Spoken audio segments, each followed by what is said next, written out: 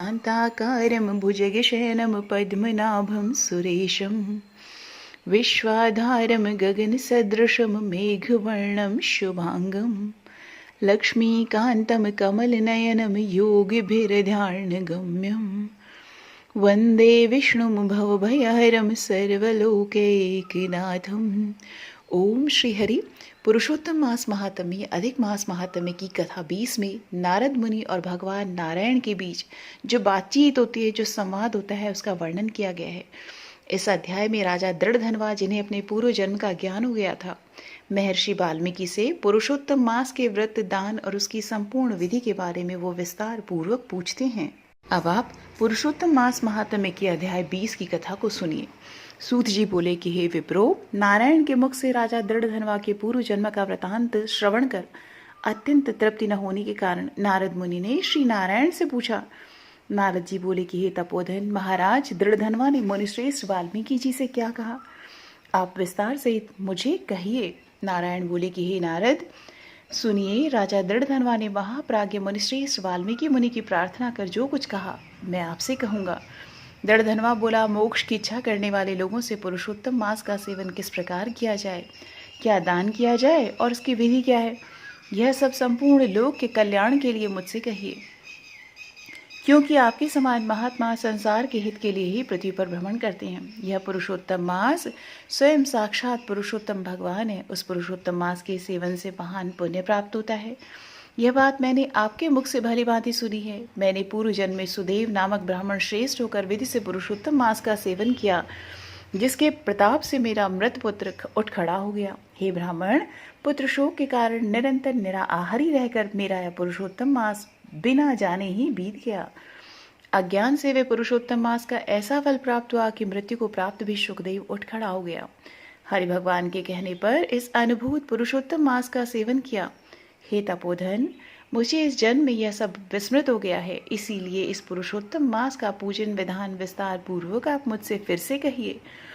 वाल्मीकि मुनि बोले कि ब्रह्म मुहूर्त में उठकर पर ब्रह्म का चिंतन कर, उसके बाद बड़े पात्र में जल लेकर नैऋत्य दिशा में जाए। पुरुषोत्तम मास का सेवन करने वाला शौच के लिए ग्राम से बहुत दूर जाए। दिन में तथा संध्या में कान पर जनेऊ को रख कर और उत्तर मुख होकर पृथ्वी को तृण से आच्छादित कर वस्त्र से सर बांधकर और मुख को बंद कर अर्थात मौन होकर रहे। न थूके न श्वास ले, इस तरह मलमूत्र का त्याग करे। और यदि रात्रि हो तो दक्षिण मुख होकर मलमूत्र का त्याग करे। शुद्ध मिट्टी को ले, आलस से छोड़कर दुर्गंध दूर करने के लिए मृतिका से शुद्धि करे। और यह गृहस्थाश्रमी को शौच कहा गया है। इस प्रकार से इस तरह शौच कर मिट्टी और जल से पैर और हाथ धोकर दूसरा कार्य करें। तीर्थ में शौच न करे, तीर्थ से जल निकालकर शौच करे। 2 हाथ जल वाले गड़ई को छोड़कर यदि अनुद्र जल में अर्थात तीर्थ में शौच करे तो बाद तीर्थ की शुद्धि करें, अन्यथा तीर्थ अशुद्ध हो जाता है। इस प्रकार पुरुषोत्तम मास का उत्तम व्रत करने वाला इसी विधि से शौच करे। तदनंतर 16 कुल्ला अथवा 12 कुल्ला करे और उठकर प्रथम नेत्रों को धो डाले, दातुन ले आवे। मूत्र का त्याग करने के बाद 8 अथवा 4 बार कुल्ला करके गृहस्थ आश्रम वाले ऐसा करें। उठ करके पहले अपने नेत्रों को धो दें, दातून ले आवें और इस मंत्र को अच्छी तरह कहकर दंत धावन करें। हे वनस्पति, आयु बल यश वर्च प्रजा पशु वसु ब्रह्म ज्ञान और मेधा को मेरे लिए दो। अपामार्ग अथवा बैर की तरह 12 अंगुल, बैर की 12 अंगुल की छेद रहित दातुन कानी अंगुली के समान सूटी हो, जिसके पर्व के आधे भाग में कूची बनी हो, उस दातून से मुख शुद्धि करें। रविवार के दिन काष्ठ से दातून करना मना किया है, इसीलिए 12 कुल्ला से मुख शुद्धि करे। आचमन कर अच्छी तरह प्रातः काल में स्नान करे। स्नान के बाद उसी समय तीर्थ के देवताओं को तर्पण के द्वारा जल दें और समुद्र में मिली हुई नदी में स्नान करना उत्तम कहा गया है। बावली, कुएं, तालाब में स्नान करना विद्वानों ने मध्यम कहा है और गृहस्थ को गृह में स्नान करना सामान्य कहा है। स्नान के बाद शुद्ध अथवा शुक्ल ऐसे 2 वस्त्रों को धारण करे। ब्राह्मण कंधे पर रखे जाने वाले जो उत्तरीय वस्त्र हैं उनको सावधानी के साथ हमेशा धारण करे। पवित्र स्नान में पूर्व मुख अथवा उत्तर मुख होकर बैठें और शिखा बांधकर दोनों जांघों के अंदर हाथों को रखें। कुश की पवित्री हाथ में धारण कर आचमन क्रिया को करें। ऐसा करने से पवित्री अशुद्ध नहीं होती है, परंतु भोजन करने से पवित्री अशुद्ध हो जाती है। इसीलिए भोजन के बाद उस पवित्री का त्याग करें।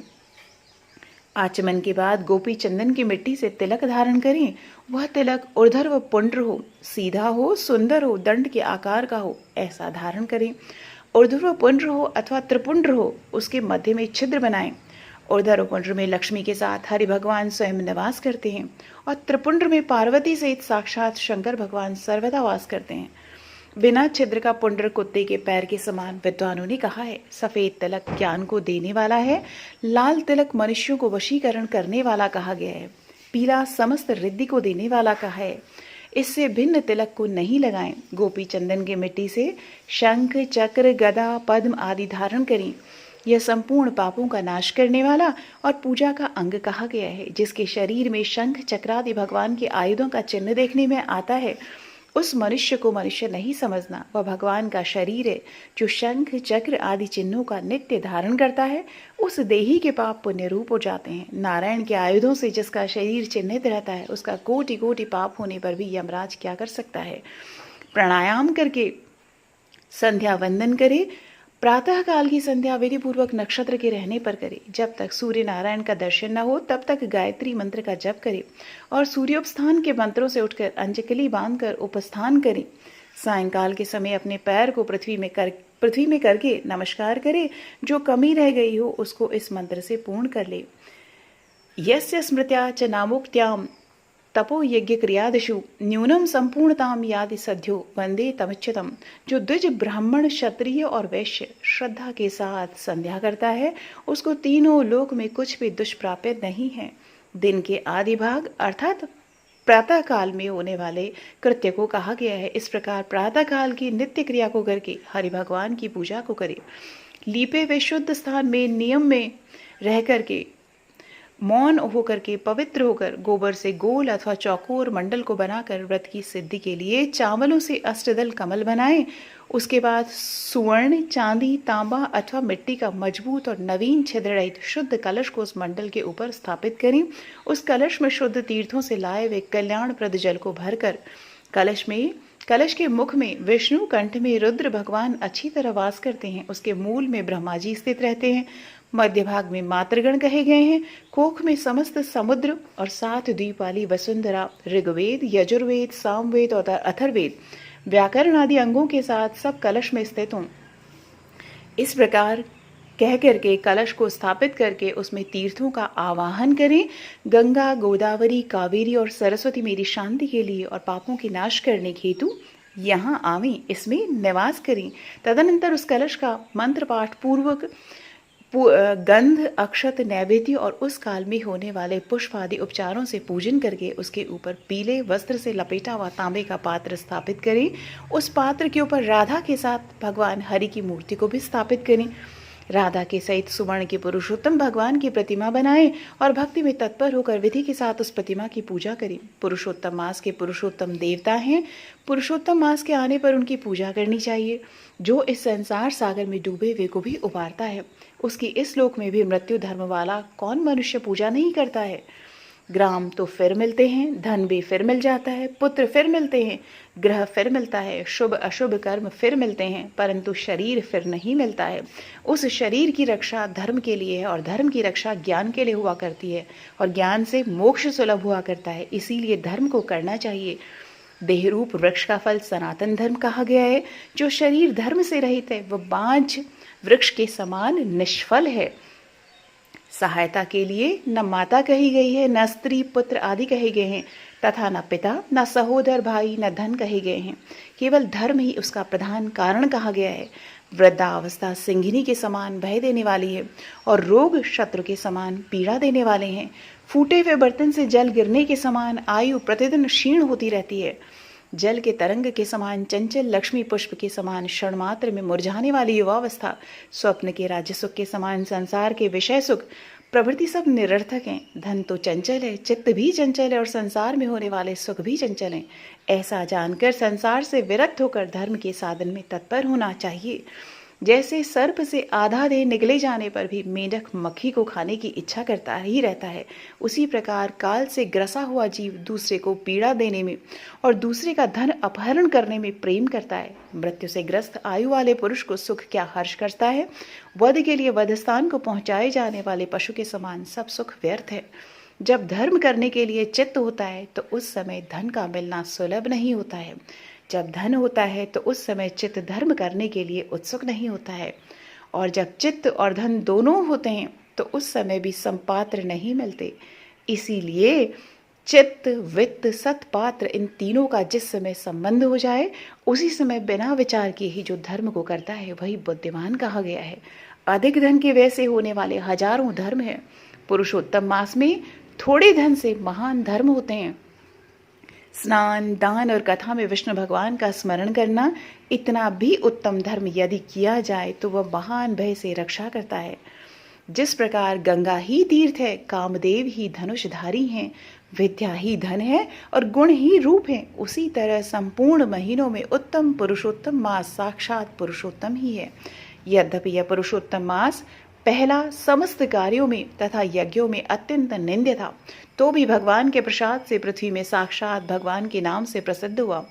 जिस प्रकार हाथी के पैर में सब प्राणियों के पैर लीन हो जाते हैं, उसी तरह समस्त धर्म और कला समस्त पुरुषोत्तम में विलीन हो जाते हैं। जिस प्रकार और नदियों की तुलना गंगा के समान नहीं की जा सकती, कल्प वृक्ष के समान अन्य समस्त वृक्ष नहीं कहे जा सकते, चिंतामणि के समान दूसरे रत्न पृथ्वी में नहीं हो सकते, कामधेनु के समान दूसरी गौ नहीं हो सकती और राजा के समान दूसरे पुरुष नहीं हो सकते, वेदों के समान समस्त शास्त्र नहीं होते, उसी प्रकार समस्त पुण्यकाल इस पुरुषोत्तम मास के पुण्यकाल के समान नहीं हो सकते। पुरुषोत्तम मास के देवता पुरुषोत्तम भगवान है, इसीलिए भक्ति और श्रद्धा से पुरुषोत्तम भगवान की पूजा करनी चाहिए। शास्त्र को जानने वाला कुशल शुद्ध वैष्णव सत्यवादी और विप्र आचार्य को बुलाकर उसके द्वारा पुरुषोत्तम की पूजा करें। अंतःकरण में होने वाले मोह, काम, क्रोध, लोभ, मत, मात्सर्य आदि रूप बड़ी बड़ी मछलियों से पूर्ण अत्यंत गंभीर वेग वाले इस संसार रूप सागर को पार करने की इच्छा करता है, वह इस भारतवर्ष में आदि देवता पुरुषोत्तम भगवान का अच्छी तरह पूजन करे। इस प्रकार से बृहद नारदीय पुराण के अंतर्गत पुरुषोत्तम मास महात्म्य का 20वां अध्याय संपन्न होता है। तो प्रेम पूर्वक सभी बोलिए ओम श्री हरि। जय हो पुरुषोत्तम भगवान की।